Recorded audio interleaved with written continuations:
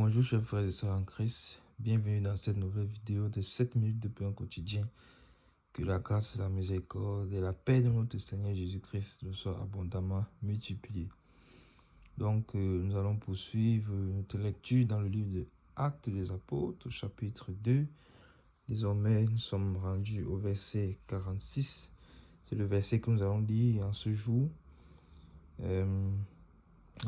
5 avril 2025. Et qu'est-ce que nous avions déjà vu hier? Nous avions vu que toute cette multitude qui venait d'être ajoutée à l'église, qui venait d'être comptée parmi les disciples, étaient tous en commun. Ils partageaient tout, ils vendaient les propriétés, les biens et puis se répartissaient en fonction des besoins que chacun avait. Donc nous voyons véritablement l'unité de l'esprit qui se manifestait au milieu du corps du Seigneur. Et nous allons donc voir la suite au verset 46 aujourd'hui. Je lis le verset au nom de Jésus. Ils étaient chaque jour tous ensemble, assidus au temple. Ils rompaient le pain dans les maisons. Ils prenaient leur nourriture avec joie et simplicité de cœur. Amen. Amen.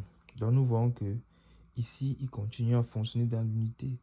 Dans l'unité comme le Seigneur l'avait établi et comme le Seigneur l'avait souhaité lorsqu'il a élevé cette prière au Père en disant « Père, qu'il soit un comme toi et moi, nous sommes un. » Voici cette unité parfaite que nous voyons.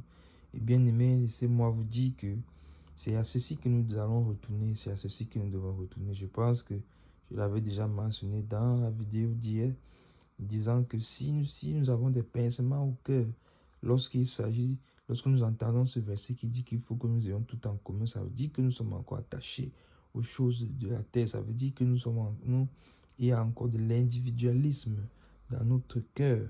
Cela ne doit pas être le cas, car tout ce que nous avons, de qui l'avons-nous obtenu? N'est-ce pas du Seigneur? N'est-ce pas le Seigneur qui nous a donné tous les biens même que nous avons? N'est-ce pas lui qui pourvoit pour nous? N'est-ce pas lui? Qu'est-ce que le psaume dit? Le psaume dit qu'il donne au juste pendant quoi? Pendant son sommeil. Et il laisse même travailler les autres pour cela, l'ennemi, le méchant à sa place. Vous voyez? Donc, il nous faut chercher l'Éternel. La parole de Dieu dit, cherchez premièrement le royaume de Dieu et sa justice, et toutes choses vous seront données par-dessus tout. Amen. Vous seront données. Ce n'est pas notre effort, c'est la grâce de Dieu. Toutes choses nous sont données. Lorsque nous cherchons le Seigneur, toutes choses nous sont données. Et donc, nous recevons du Seigneur. Donc, tout ce que nous avons, c'est du Seigneur. Et donc, si nous avons tout du Seigneur, pourquoi est-ce que nous soyons attachés comme si c'était nos propres biens? Ne sommes-nous pas juste comment est-ce que je peux utiliser le mot?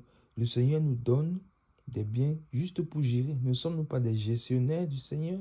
Des gestionnaires des biens du Seigneur? Si, nous le sommes. Et si tu ne l'avais pas encore vu, si tu ne l'avais pas encore compris, sache-le aujourd'hui, nous sommes des gestionnaires des biens du Seigneur.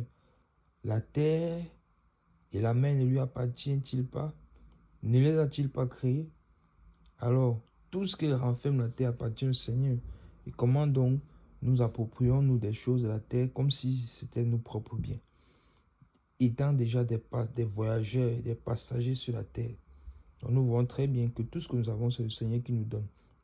Donc le Seigneur a donné, le Seigneur peut reprendre. Et la parole de Dieu dit, lorsque Paul dit, qu'as-tu que tu n'aies reçu? Et si tu as reçu, pourquoi te glorifies-tu? Effectivement, il s'agit des dons spirituels, mais on peut aussi l'appliquer sur les biens matériels. Car il est valable, c'est le même principe. Si nous avons reçu, et effectivement nous avons tout reçu, pourquoi nous nous sommes autant attachés?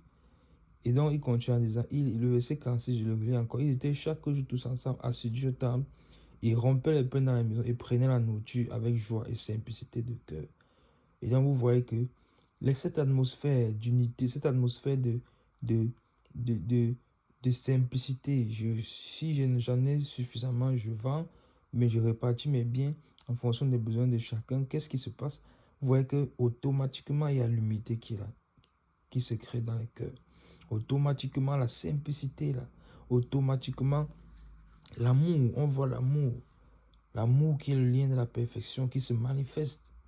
Vous voyez, et c'est pour ça que lorsque nous vivons de cette manière-là, les dons, les fruits de l'esprit sont le fruit de l'esprit qui contient toutes ces choses, l'amour, la paix, la patience, la joie, toutes ces choses-là sont développées dans nos cœurs.